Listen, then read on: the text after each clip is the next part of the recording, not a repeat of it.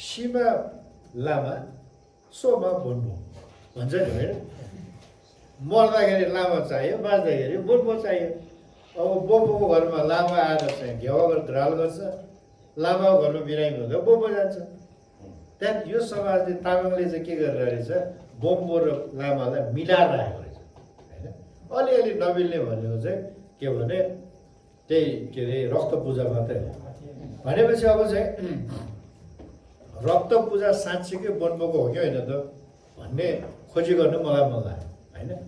अब धेरै जसो रक्त पूजा कसले गर्छ भन्दाखेरि देवीलाई गर्छ होइन। देवी कसको है, हिन्दूको पो हो कि देवी काली भगवती उनीहरू त भोग खाने नै हुन् होइन। अनि मसानलाई गर्छ। अब मसान कसको, मसान पनि तामाङको देउता हो के अरे भूत हो कि होइन पो होइन। अब तपाईँ अरू के अरे रगत खाने भूतले आएर के अरे तपाईँलाई समातेर ल रगत देऊ न म सक्दिनँ, म के अरे निको पार्दिनँ भन्यो भने बोम्बोले बाध्य भएर पो दिया हो कि होइन। अब त्यो पनि के अरे यो चाहिँ के भन्छ, यो जुन के अरे हाम्रो मेडिकल साइन्स आइसक्यो। अब अस्पताल उही डाँडा आयो सबै थोक छ, उहिले पनि केही थिएन त कि बोम्बोकोमै जानु कि लामाकोमै जानु होइन। अब त्यसले गर्दाखेरि बोम्बोलाई साँच्चीकै के भन्छ यो रक्त पूजा चाहिने नै हो त भन्ने प्रश्न पनि आयो होइन। मेरो विचारमा मेरो कुरा नमिल्नु पनि सक्छ, हजुरले सिकाइदिनु होला। बोम्बोको मूल कामहरू के हो भन्दाखेरि बोम्बोले शक्ति प्राप्त गर्ने कैलाश र मानसरोवरबाट, किनभने महादेव त त्यहाँ छ नि। अनि कैलाश गएर कैलाशको कोरवा गर्छ, मानसरोवरमा नुहाउँछ। त्यो नुहाइसकेपछि उसले कैलाशबाट शक्ति पाउँछ। अनि तलावमा नुहाएपछि ऊ शुद्ध हुन्छ, पवित्र हुन्छ। त्यो शुद्ध र शक्तिबाट अब ऊ त्यो शुद्धता र शक्तिसहित ऊ गाउँ आउँछ। अनि गाउँ आइसकेपछि गाउँको सुरक्षाको निम्ति उसले चाहिँ गाउँको भूमि, गाउँको बालबच्चा, सबै मानिसहरू, वस्तुभाव, त्यहाँको रुखपात, त्यहाँको अन्न सबै राम्रो होस् भनेर उसले चाहिँ त्यो सिल होइन छर्किँदो उसबाट छर्किन्छ नि होइन। उसको मेन काम त त्यो हो। हामी कैलाश धेरै टाढा हो, कैलाश उसर्न कहाँ जान्छ, सक्ने चाहिँ कहाँ जान्छ, गोसाइकोट जान्छ।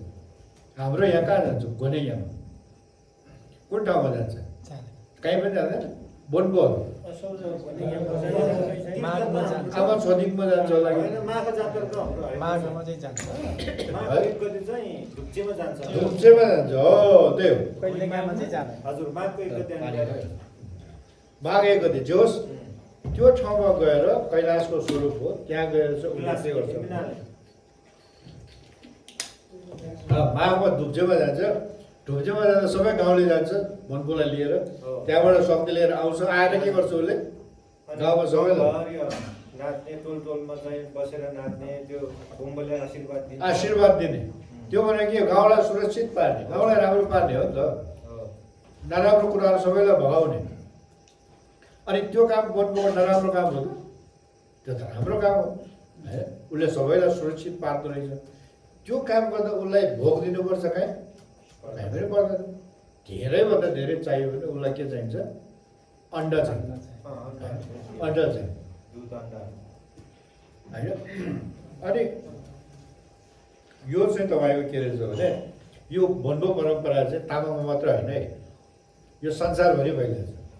यो साइबेरिया, रसियाको साइबेरियादेखि जापानमा सिद्धो हुन्छ, चीनदेखि कोरियामा तपाईँ युट्युब हेर्नुहोस् है, कोरियाको झाँक्रीहरू ठ्याक्कै हाम्रो जस्तै झाँक्री बनाउँछ, तर एकातिर नभएको डम्फो स्टाइलको हुन्छ है, न्यानो गर्छ। तर इन्ट्रेस्टिङली यहाँ हाम्रो झाँक्रीहरू चाहिँ धेरै ऊ छ, लोग्ने मान्छे। त्यहाँ चाहिँ के छ भन्दाखेरि महिलाहरू धेरै छ होइन। शक्तिशाली चाहिँ बोन्बोहरू चाहिँ महिला हुन्छ त्यहाँ यो धेरै ठाउँ हुन्छ, संसारभरि छ। यो पुरानो परम्परा हो। यसको एउटा मुख्य के रहेछ भने लामाको चाहिँ अब बुद्धले भनेको कुराहरूको पालना गर्दै त्यो बाटोबाट हिँड्ने भयो। बोनबोको चाहिँ आफ्नो शरीरमा देउता चढ्ने हो अथवा आफ्नो मनलाई बाहिर लिएर गएर देउता भएको ठाउँमा पुर्याएर भेटेर कुराकानी गरेर आउन सक्ने। अनि टेम्परेल हुन्छ नि, मैले केही जोखाना हेर्न लगायो भने अनि उसले चाहिँ उसको मन बाहिर पठाएर देउता भेटेर आउँछ कि देउतै ल्याएर आफ्नो शरीर हाल्छ। अनि उसले देउताको बाट त्यो माध्यम मात्रै हो। अनि उसले यो भएछ, यो अहिले यो भइरहेछ, यस्तो यस्तो छ, अब यस्तो गर्नुपर्छ भनेर उसले हाम्रो यो साधारण उसमा ज्ञानमा थाहा नभएको कुरालाई बुझेर ल्याएर चाहिँ बताउने भन्ने उसको क्षमता भन्छ होइन। त्यसले गर्दाखेरि यो यस्तो रहेछ। अर्को काम के भन्दाखेरि उसको चाहिँ सिल्वा होइन, अनि सांसेर्ग्याम लव भन्छ नि। अब यो डाँडा डाँडामा हाम्रो विभिन्न ला लु झो झोमो सिद्धाक सान यावत चिजहरू बसिरहेको हुन्छ नि होइन, उनीहरूलाई ठिक ठाउँमा राख्ने नेदा होइन, सिद्धा नेदा भूमे सिमे भूमे चाहिँ अब खास भाषामा भने होला होइन। तिनीहरूलाई चाहिँ उनीहरू सबै खुसी भएर आफ्नो ठाउँमा बस्यो भने मात्रै हामी पनि खुसी हुन सक्छ होइन। हामी मात्र खुसी हुने, अरूलाई चाहिँ खेद्ने गऱ्यो भने हुँदैन भन्ने कन्सेप्ट अन्तर्गत त्यसरी चाहिँ गरेको देखिन्छ। सांसेर्ग्याम गरेर सबैलाई हुन त सांसेर्ग्याम चाहिँ बोनबोले नै गर्छ भन्ने छैन, लामाले नै गर्छ। तर मूल गर्ने चाहिँ लाम्बुले गर्ने होइन। उतातिर त हामी पनि भन्छ लम्बुले गर्छ नि यो सांसेर्ग्याम त होइन। तर शिल्वा भन्ने चाहिँ दिम शिल्वा जुन भन्छ घरलाई पवित्र, जस्तो कि बच्चा जन्मियो भने ढिप भयो त्यो गर्नु भयो भने त्यसलाई चाहिँ क्लियर गर्नु भयो, त्यो बोम्बोले हो। अनि मान्छे मऱ्यो भने पनि ढिप भयो, त्यो ढिपलाई पनि क्लियर गर्नु पऱ्यो, त्यो बोम्बोले गर्छ। त्यो गर्दाखेरि यो शुद्ध पार्ने, सफा पार्ने, राम्रो पार्ने काम त रहेछ त्यो बोम्बो गर्दा होइन। जन्मेको त्यो शुद्ध पार्नु चाहिँ हाम्रोतिर त लामाले फेरि गर्छ, लामाले न्वारण गरिदिन्छ। तर चाहिँ त्यो झिप भन्ने कन्सेप्ट होइन। झिप भनेको चाहिँ कि बच्चा जन्मिँदा कि मर्दाखेरि ढिप हुन्छ भन्छ होइन। त्यो ढिपको दुईटाको छुटछुटै नाम छ। झिप नै तपाईँको चाहिँ लामाले नै ए त्यो पनि हुन्छ। थ्याङ्क यू भाइ होइन त, लामाले गर्छ जस्तो लाग्छ।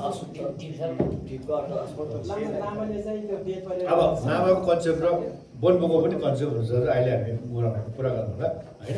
त्यस कारणले गर्दाखेरि यो बोनबोको कन्सेप्टहरू चाहिँ यो जुन प्र्याक्टिस छ यो उडेछ महत्त्वपूर्णै रहेछ होइन।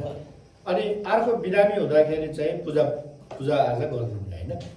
अब धेरै चाहिँ के अरे आलोचना चाहिँ बोनबोलाई के आयो भने बोनबोले बिरामी हुँदा चाहिँ कुखुरा चाहिन्छ, बाख्रा चाहिन्छ, के ती पैसा चाहिन्छ भनेर बर्बाद पार्यो, हाम्रो समाज भताभुङ्गो पारिदियो। अब त्यही कारणले चाहिँ यो धर्मै छोड्ने अर्को धर्म लिने भन्नेतिर गयो भन्ने पनि छ होइन। अब त्यो कुराहरू चाहिँ के छ होइन। आजकल मान्छेहरूले बोनबोले भन्दैमा खोरो बाख्रा लगेर दिँदैन, ऊ त अस्पतालतिर गइहाल्छ होइन। केही लागेन भने लौ त नि के गर्छ भनेर भन्ने छुट्टै कुरा हो होइन। तर चाहिँ के भने बोनबो धर्मभित्र जसरी लामा धर्मभित्र पनि विकृतिहरू छन्, त्यो विकृतिहरू हटाएन भने मान्छेले मान्दैन होइन। झिन्दाले तपाईँलाई त्यसै मान्ने हो र तपाईँले झुटो बोल्यो भने त पत्याउँदैन नि त होइन। त्यो गर्दाखेरि यो विकृतिहरू छ भनेदेखि त्यसलाई हटाउनु चाहिँ पर्छ। काठमाडौँमा तपाईँले हेर्नु भने कुना कुनामा वन झाँक्री भनेको छ, कुनै के भनेको छ, मान्छे पनि आएको आएछ निगो हुनेवाला होइन। अब त्यसलाई तपाईँले झुटो भन्नु त भएन होइन। हाम्रो क्षेत्रतिर चाहिँ अहिले के भने यतातिर चाहिँ बोनबो घट्दै गएको छ भन्ने भन्नुभयो। हाम्रोमा त बोनबो बढ्दैछ। छोरीहरू टन्ना अहिले बोनबो काम छ, देउता चढ्यो भन्छ होइन।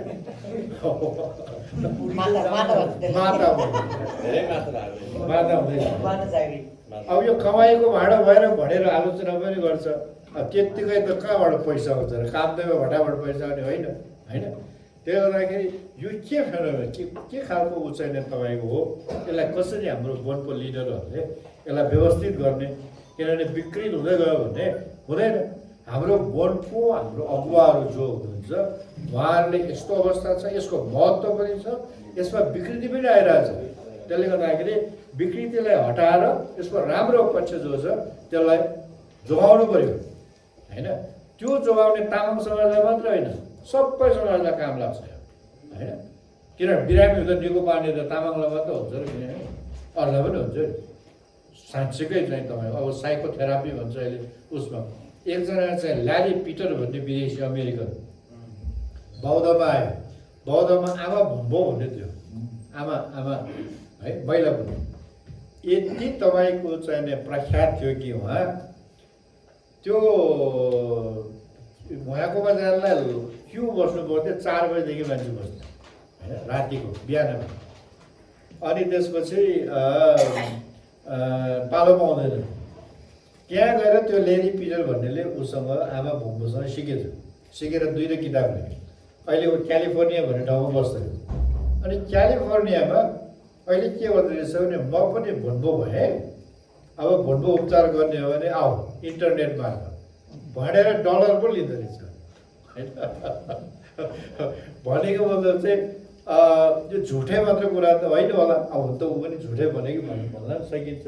तर चाहिँ नि के भने यसको मार चाहिँ रहेछ भन्ने कुरा देखियो। यसलाई राम्रो कसो गरी गर्ने त। बोम्बोको बारेमा मेरो धारणा यो है, अब बोम्बोलाई चाहिँ यो पालिकाले गरेको देखियो छलफलमा ल्याएको। तर मैले चाहिँ के भन्यो भने घोने झ्याको दिनमा अथवा माघ पूर्णिमाको दिनमा बिजराहरू दुप्चेश्वर गोसाइकुण्ड जानुपर्ने छ, एउटा सेतो जुत्ता समेत हुँदैन उहाँको होइन। त्यो ढ्याङ्ग्रोलाई चाहिँ नि कम्तीमा 25,000 पर्छ। उसले कसरी जुटायो होला त्यो बिचरा होइन। धेरै जस्तो त म त भोलिन्टियरी देख्छु। बोटबोलाई बिचरा बिरामी पऱ्यो भने आधा रातमा पनि उठेर जान्छ होइन। उसलाई कति पैसा दिन्छ? 5 रुपियाँ, 10 रुपियाँ, 20 रुपियाँ दिन्छ। बोटबोलाई नै गाली गर्छ फेरि, यो यस्तो उस्तो भनेर। अनि उसलाई मन्छाउनु पऱ्यो, के धुप लाउनु पऱ्यो, के गर्नु पऱ्यो हो। अब त्यो केही नभए पनि उसले माया त देखायो, सद्भाव त देखायो होइन। त्यसले गर्दाखेरि उसको भूमिका सानो छैन। उसले एकदम स्वयंसेवकको रूपमा धेरै दुःख आफ्नै स्वास्थ्यलाई समेत चाहिँ उसमा राखेर उसले धेरै कामहरू गरिरहेको छ समाजमा। बोन्पो भन्ने रहेछ। बोन्पो भनेको चाहिँ तपाईँको एउटा ठुलो सम्मानित चाहिँ पद पनि हो। त्यसलाई हामीले फेरि सम्मानित कसरी बनाउने? अब तपाईँले चाहिँ फिल्म हेर्नुभयो भने बोन्पो भनेको चाहिँ जोकरको रूपमा मात्रै राख्छ नि होइन, हँसाउनलाई मात्रै फटाको रूपमा मात्रै राख्छ नि। यो कसरी फटाको रूपमा? एउटा गीत छ तामाङ गीत पनि, सची बोन्पो सची नगाला थोगो चाची कि कुनै के भन्छ।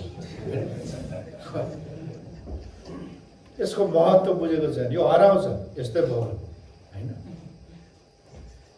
त्यसले गर्दाखेरि अब यसलाई के गर्ने, कसरी राम्रो बनाउने, यसको फिलोसफी के हो त्यो पत्ता लगाउनु पऱ्यो भन्ने मेरो एकजना चाहिँ विद्यार्थी साथी भनौँ भाइ हुनुहुन्छ।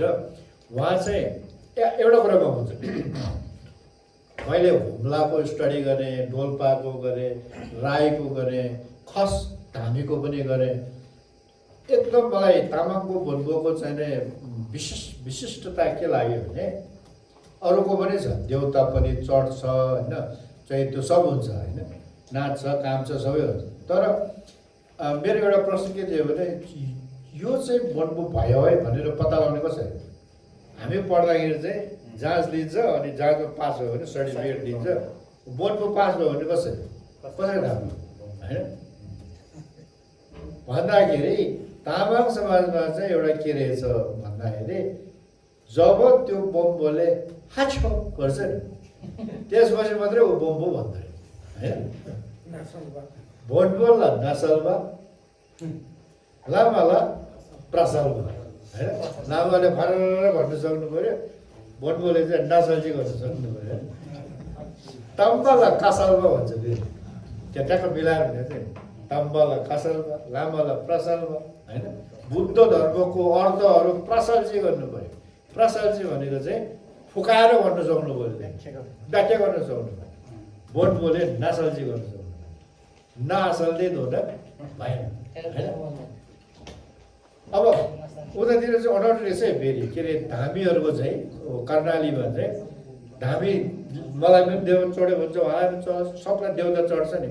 अब कुन चाहिँ हो त पक्का धामी भन्यो भने खस धामीहरूमा चाहिँ के गर्न लाउँदो रहेछ भने यो तेल तताउँदो रहेछ कराईमा, त्यो कराईको तेल उम्लिरहेको तेल खानु पर्दो रहेछ है, अचम्मै।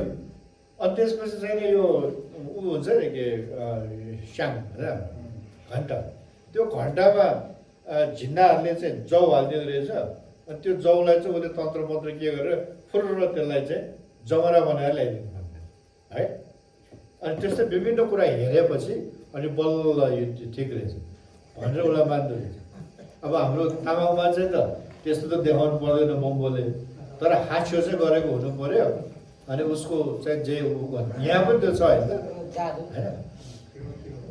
यहाँ कुनै कुम्बले त ज्ञान जाने छैन नि वा जुम्बाएर हस् भनेर हास्यो गर्छ।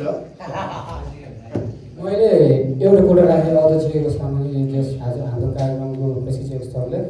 अब यो लामा र झाँक्रीको विधि एउटै हो, उहाँहरूको हेरेर पढ्ने हाम्रो कम भन्छ नि, उहाँको चाहिँ अब कम हाम्रो थुमो भन्छ। तपाईँले अघि प्रसलबाट के अरे कसलबाट प्रसलमा भने त्यस्तै हो, तर सबै झाँक्री त्यस्तो खालको चाहिँ हुँदैन। कोही नक्कली झाँक्री हुन्छ, जस्तै यस्तै नक्कली झाँक्री बोनबोलाई कसरी नियन्त्रण र निगरानी गर्ने तामाङ घिर्ने केही उपाय छ कि? बस बस बस हो, एकदम राम्रो प्रश्न। यो मेरो पनि भने थियो, यो चाहिँ यो विकृतिहरू सबै थोकमा आउँछ, त्यसलाई कसरी हामीले नियन्त्रण गर्ने होइन, त्यसले त्यो समाजै भाँड्दै जान्छ भन्ने तपाईँको जुन प्रश्न चाहिँ एकदम ठिक हो होइन। अब बोटको कुरा सकाएर ताम्बाको कुरा अलिकति आउँछु होइन।